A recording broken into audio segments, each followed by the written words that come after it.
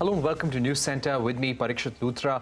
After going on a hiring spree during COVID-19, big tech companies are now announcing massive layoffs across verticals. E-commerce giant Amazon is the latest to hand out pink slips to 10,000 employees. Earlier, Meta, Twitter, Microsoft, Netflix, Coinbase, Shopify, among others, slashed their workforce to save costs. Reports suggest nearly 2 lakh people have lost jobs this year, hinting that the COVID-led online boost may be fading. About 48,000 people were sacked in the month of November alone. A funding winter seems to be looming. Fears of a recession and declining advertising revenue is potentially driving tech bigwigs to reduce their workforce. To discuss this further, I'm now joined by Jung Bahadur Singh, Director of Human Capital Solutions at Aeon India. Also joining us is Nishchay Suri, Managing Director at Cornerstone. Thank you very much for joining us. Jung Bahadur Singh, if I can begin with you. According to layoffs.fyi, a website which tracks layoffs in the tech sector, 120,000 jobs have been lost very recently. Do you think this harsh winter will spill over to next year? Firstly, thanks for having me. It's a pleasure to be a part of your show today. I think when we talk about layoffs in the Indian context specifically, we need to appreciate the nuance that the Indian IT sector, for example, is made up of, you can say, three segments. You have large multinational global software product organizations and their delivery centers that operate out of India. We have our IT services, which is the likes of TCS, Wipro, Infosys, and then you also have the startup segment. Now, majority of the layoffs that we've been talking about and have been making the news recently are happening specifically in two segments. We're seeing margin pressures and we're seeing a reduction in growth specifically for the multinational global software product organizations. And then we're also seeing the funding winter impact the startup sector in India. As we look at the startup sector specifically, the edtech segment, that is one area where we have seen a lot of pressure as, we went back to normalcy. People started resuming normal life, and, the entire online delivery model also started slowing down. But if you look at the entire Indian IT population, I think the biggest segment of it is employed by what we call as the IT services. So while, yes, it's very, very unfortunate whenever layoffs happen, but when we look at it from an Indian context standpoint, roughly about 5 million odd employees are employed in the IT services, and the IT services segment currently isn't seeing the same nervousness, isn't seeing the same pressure. Recently TCS, Infosys, all of them came out with their quarterly results, and then they seem to have actually beat analysts on their expectations. So in that context, yes, there is pressure on the global stage. From an Indian perspective, we don't see the same nervousness carry over.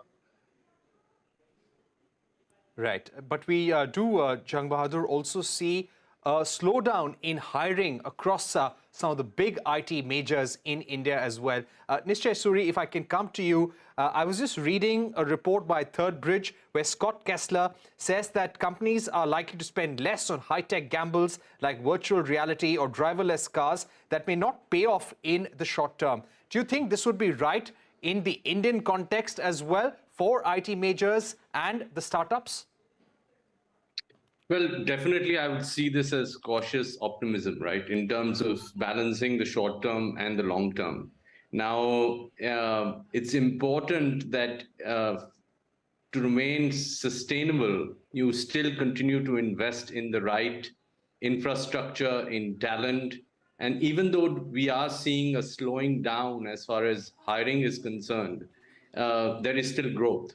So I'm optimistic, and I think some of the hard calls have already been taken in this year. So much of the brunt has already been borne with the layoffs, which are really unfortunate. But remember that this is a global phenomena which we are a part of, and the impact and the severity that we have seen in India is far less than what is expected to be seen overseas in some of the other developed markets.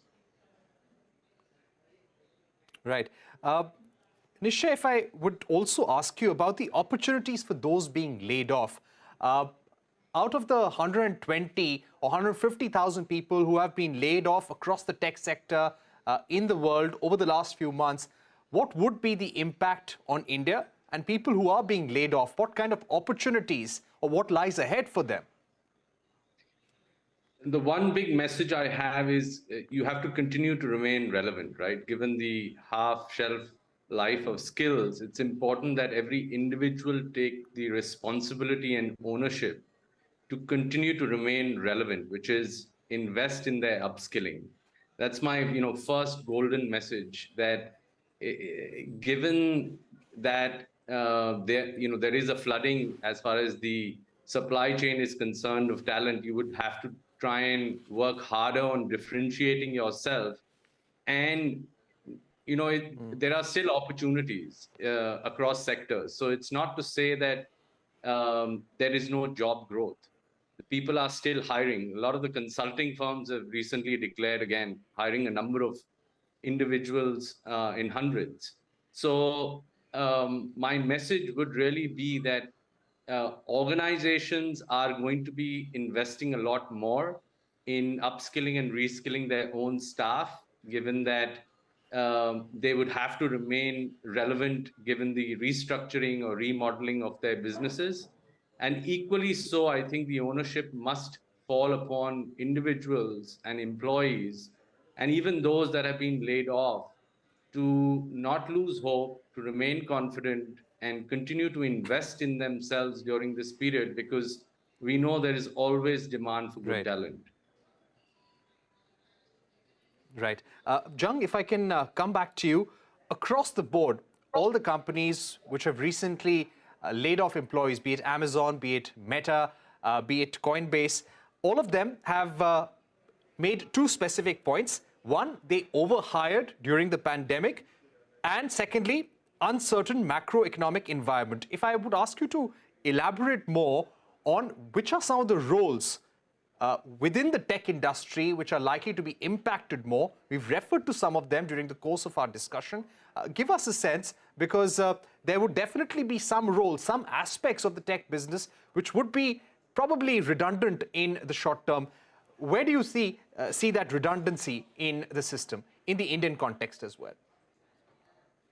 Sure. So I think the way to look at this is that naturally, layoff is the last resort that any firm takes, especially when it comes to, because there's always an associated emotional and a human context to it. Having said that, if you actually double click on the layoffs that are happening, organizations are organizations are looking at business from two lenses.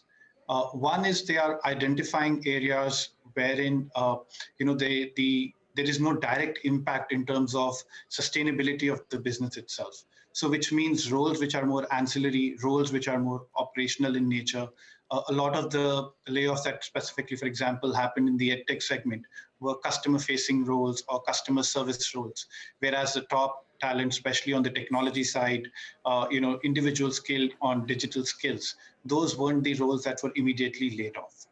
The other piece is that some of the layoffs that are happening in segments where experiments failed. So, for example, the commentary that's coming out from Amazon or the commentary that came out from Meta, the individuals impacted were from parts of the business where the experiments themselves were not yielding many results. And similarly, when we look at startups, they're always in the race against time to win market share, and that's their innate model, which means that to grow big, to grow fast, they're always experimenting. So those areas where experiments failed, whether be it around building new capabilities or expanding into new geographies, I think those were segments which were impacted the most.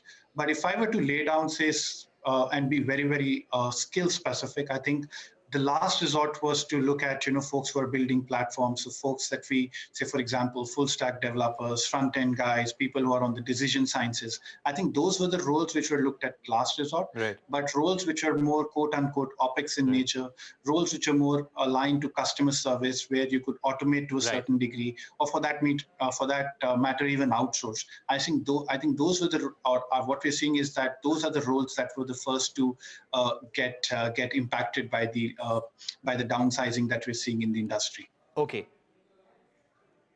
All right. My final two questions. We're running out of time. Jung, my final question to you, and then I'll go to Nishchay. what impact do you see on Indian startups? We've seen layoffs across different startups in India. Do you think this trend of layoffs in Indian startups will continue at the same pace? Will it intensify or slow down next year? Yeah, well, that's $1 million question. I mean, a lot depends on the volatility that we see in the developed economy, because a lot of our startups depend on VC funds for, to fund their growth journey. While we are seeing some participation from HNIs in the country as well, their source of fund continues to be the large VC funds. So I think unless the if the situation gets worse in terms of higher inflation in the US, then it is likely that startups which have a very high burn rate, they will continue to feel impact. They will continue to get impacted. But from whatever we have heard from the street and from our conversations with clients, what we understand is that at least the ones which have an established business model, they do have runway well into the next year as well. And which will mean that it's going to be an evolving situation, at least for the next 2 quarters, barring, say, specific segments like EdTech or specific segments, which we've seen, like the crypto market, etc. I think barring those segments, organizations which have been in the market for some time, which were in fact looking at some sort of a IPO participation this year, at least in those segments, we don't expect a lot of layoffs. But yes, if the situation does deteriorate and cost of capital increases further, funds get shrinked off, funds get it gets difficult to get in more funds, then yes, it could get worse as well from where we are today. Okay. Jung, we're running out of time. I'll put the last final question to Nishchay Suri. Nishchay, what is the big lesson for startups and the IT majors in India out of this global layoffs that we're seeing across big multinationals? Be measured in the risks that we take. So there was a lot of furor after COVID, given the drive towards digitization. I guess we all hired ahead of the curve, hoping that demand would keep pace with hiring. Now, one big lesson, therefore, is measured risks and the qualification of that risk as we invest. Of course, the message from investors is conserve cash, a drive towards profitability, efficiency. But we shouldn't also have a knee-jerk reaction in terms of short-termism and lay off people soon to realize that we need the same talent 3-4 months from now. So it's really about rebalancing between the talent that we need, between having the cash to run our businesses efficiently and keep equally committed and focused on the path that we built in terms of revenue build out. It is really a marriage of all those parameters that need to align for an organization to kind of live its path.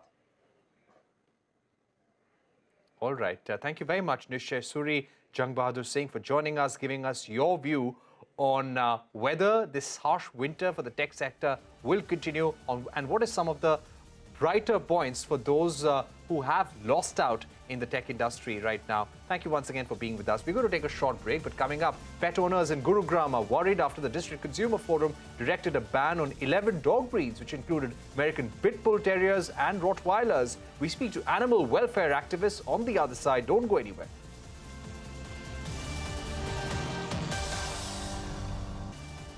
Welcome back. Pet owners in Gurugram are worried after the District Consumer Forum directed a ban on 11 dog breeds, which included American Pit Bull Terriers and Rottweilers. The order also directs Municipal Corporation to cancel all the licenses issued in favor of dog owners for keeping any of the 11 dog breeds. The concerning part is this: the forum has directed the civic body to take these dogs into custody from the owners. The forum also directed the municipal body to make pet dog registration mandatory and to issue licenses at a fee of at least 12,000 rupees per year, with a renewal fee of not less than 10,000 rupees per year. It's important to mention that this order has come amid recent cases of attacks by pet dogs. Pet owners have called the order illogical, saying it will lead to abandonment of pet animals. Let me now go across to Natasha Itera, advocacy associate at PETA India, and Robin Singh, co-founder of People Farm. Also joining us is Nilesh Bhanage, Executive Director and CEO of Plant and Animals Welfare Society. Thank you very much, ladies and gentlemen, for joining us. Natasha, if I may begin with you, this seems to be an order that many pet owners will be very upset over. The Consumer Court has asked the Gurugram authorities to take these dogs into custody, especially from these 11 breeds. What would be your reaction to this? And do you feel that this is now going to be challenged and possibly struck down in courts? Yeah. Thank you so much for your question, Parikshit. It's a very important question. I feel that PETA India completely supports the decision of banning these illegal breeds who are being forced to be used in dog fights. But we do not really recommend the idea of seizing the dogs. Most of these dogs, such as pit bulls, they are being forced to used in these dog fights, and they are kept in extremely violent and neglected conditions. So while we do support the idea of banning the breeding of these illegal dog breeds, but we do not really support the idea of seizing the dogs. Right. You do not support the idea of seizing the dogs, because for many people, dogs are like family. Robin Singh, if I may come to you now, what do you feel about this order from the Consumer Court to the district authorities in Gurugram? I second Peter's opinion. It doesn't make sense. I mean, you can ban the breeding of these dogs, but you cannot ban a dog which is already there. I mean, dogs are sentient being. Most people have a dog as their family member. So it doesn't make sense, and I don't think it has a legal leg to stand on. Right. But when it comes to some of the measures that have been also announced and recommended by the Consumer Court, the Consumer Court has asked the Gurugram authorities to follow this, which means that one dog per family, the dog's mouth should be covered with a net cap when the dog is being taken out. They should have a registered dog collar, and the dog collar should have a metal chain as well. What do you feel about some of these measures, Nilesh? In this is that the pet owner should be responsible for taking care of their pets when they are out. They are taking out for the walk and all. But complete banning the breed is, this particular breed dog is not at all accepted by us, by organization. Breeding, as far as breeders are concerned, the breeding of these animals should be banned. The behaviorist should be compulsory given to each of the dog, so that the dog behavior towards the society and the other people can be controlled. But breeding of completely, means like banning of this complete 11 dog breeds is not at all accepted. All right. Let me also look at the aspect of the breeding practices that we have in India. Natasha, if I could ask you, we've got dogs like Siberian Husky, Saint Bernards, which are quite popular with people. Is it really fair to have these animals in Indian climatic conditions? And therefore, maybe a ban is necessary to avoid breeding for future? Do not ban and take dogs into custody which are already there with pet owners, but for future? Yeah, so when we talk about these illegal breeders, and especially these pet shops, they're not even registered with the state animal welfare board. And what happens is that they select certain dogs with traits that they might be able to use for these dog fights. And then they're kept in extremely violent and neglected conditions. When we throw a stone at a dog, or we throw acid on them, or we shout at them, we're being cruel to them, we put them in a mindset that they need to defend themselves. So definitely keeping such breeds and then using them for dog fights is completely not fair to the animals, because even the Animal Welfare Board of India has issued a very good guidance on how to treat animals on the streets, how to treat your own companion animals, and to take care of them. So it's just good civic duty that we must maintain and consider dog as part of our family. Right. Robin, tell us, where does the law stand when it comes to some of these exotic breeds of dogs? What does it say about keeping such animals? And do you think perhaps, because there are a number of orders which are coming out from different courts and different district authorities, do you think it's time we have some clarity on what the law says about having some of these exotic breeds of dogs as pets at home? See, the law doesn't talk specifically about these breeds. I mean, we have a Prevention of Cruelty to Animals Act, and a lot of these kind of dogs, the way they are kept, it is cruel. But one, the law doesn't have teeth, when it comes to animals.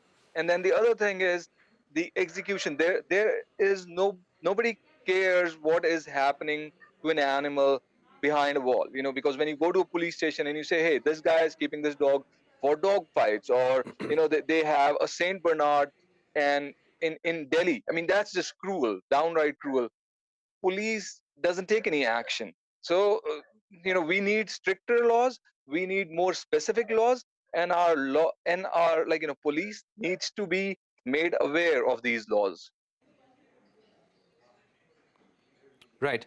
Let me now go across to Nilesh. Nilesh, we've also seen orders from the Noida authority where pet owners can be fined 10,000 rupees in case of an attack by a pet dog or cat, and the victim's treatment will also be the responsibility of the pet owner.